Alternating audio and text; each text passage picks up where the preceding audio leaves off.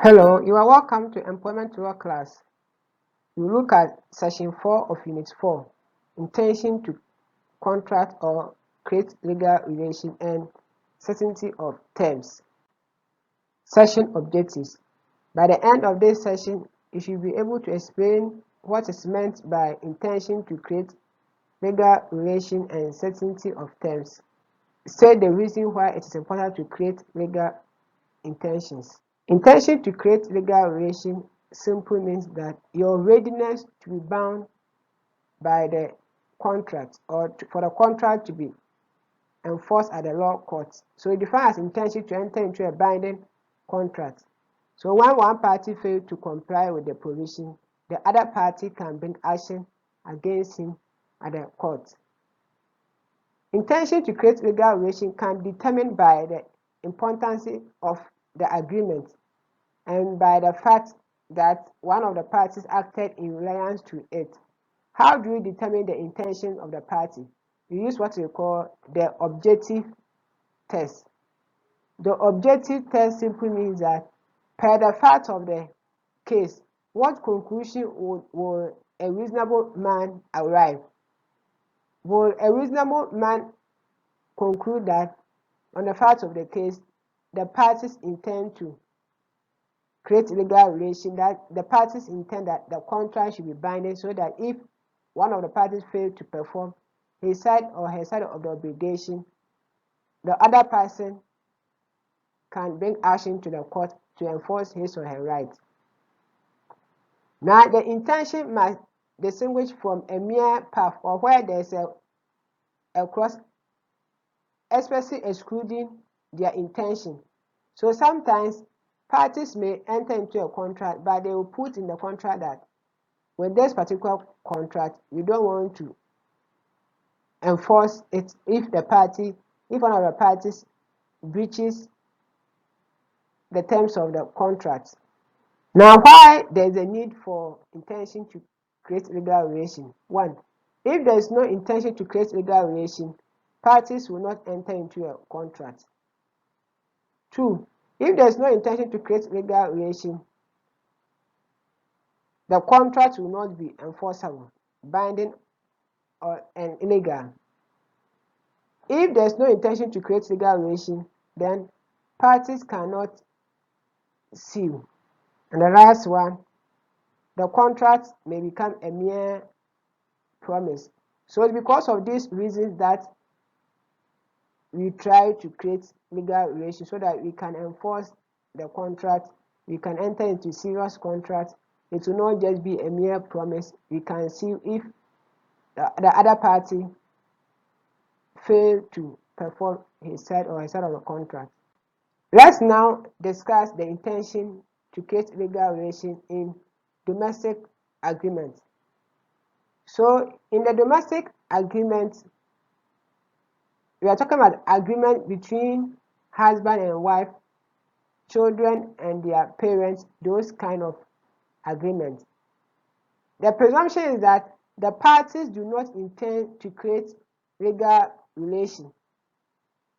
That is general presumption. So in the case of Balfour v. Balfour, the court indicated that an agreement between husband and wife, there is no intention to create legal relation. However, it has been indicated by the case of McGregor v. McGregor. Let's see the issue there. Where the promise is made in pursuant of an agreement to live apart, or where where the husband and wife were separating, the parties will be taken to have intended that the agreement is legally binding. So as we said, when you were enjoying your marriage and your husband make and you enter into agreement with your husband, then you cannot enforce such contract. However, if there is a presumption, but it can be rebutted. However, if you are the verge of separating, any agreement that you make, the intention that you intend to enforce your contract. So for instance, if your husband tells you, darling, if you're able to give me twins this year, I'll buy you Range Rover. Then God being so good, you're able to give birth to twins. Then you ask your husband, please, the Range Rover. Oh, I was joking. In this kind of agreement, you cannot enforce such agreement because you are enjoying your life and there is no intention to create legal relation. This provision or this presumption will be rebutted if the parties were at the verge of separating. So take note of these two provisions. Now, when it comes to commercial agreement, there's a presumption that the parties intend to create legal relation. So commercial setting is where you enter into a business contract with other people.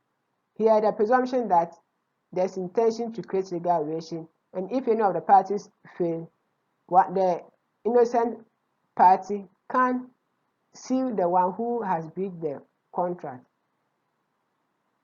Notwithstanding that, sometimes there can be an agreement between the two parties that, look, even though you have signed this contract, if any party fail to perform his side of the contract, no one should enforce his or her right at the court.